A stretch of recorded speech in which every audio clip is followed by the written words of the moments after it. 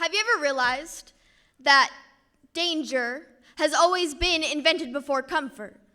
This is why the barbed wire came before the paperclip, or why fight always comes before convenience, or delicate, or art. And isn't it funny how we as humans find ourselves in this pattern of destruction before creation? This is why the dynamite came before the sewing machine, or why the revolver came before the typewriter. And you know, all of this reminds me of you. How you took my grief and made it a weapon, turned it back on me and said dance. So turn this ambush into a butterfly. When I pull the trigger right, it's landing. When the bullet wants the primary color itself through your body, pressurize it until it becomes pastel. When your skin wants to yawn out all the shrapnel, hold on to it until it turns to midnight stars. Until the hurt is just bones. It's just permanent. It's just you.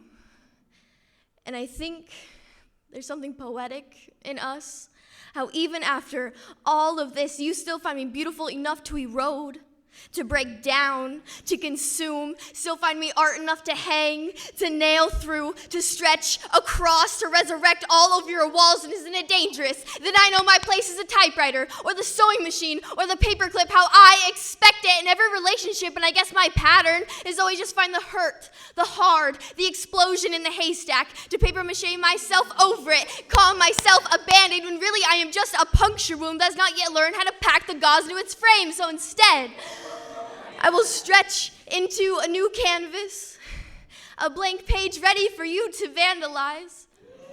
But what would happen if the paperclip hooked before the barbed wire? What if the sewing machine fused before the dynamite? What if the typewriter released its cartridge before the gun? What if I learned that I could fire exclamations into something without a sound, without an injury? If I too felt more power than poet, felt more ink than lead, what would happen then? Let's switch places.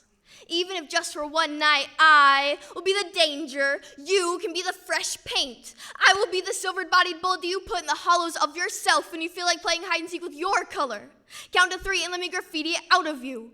When you find me, I will be a smoke-led fuse. I will be a firecracker. You will be so hypnotized by my flame, you'll forget to run. To have left you gasping on the ground. And doesn't it feel nice that I find you art enough to hook, to damage, to decorate? And isn't it funny how we found ourselves in this pattern of destruction before creation? And doesn't it ache to know that I've convinced you to love me enough to leave pieces of yourself, all flesh and bleeding, until you are nothing but a sliver in a haystack?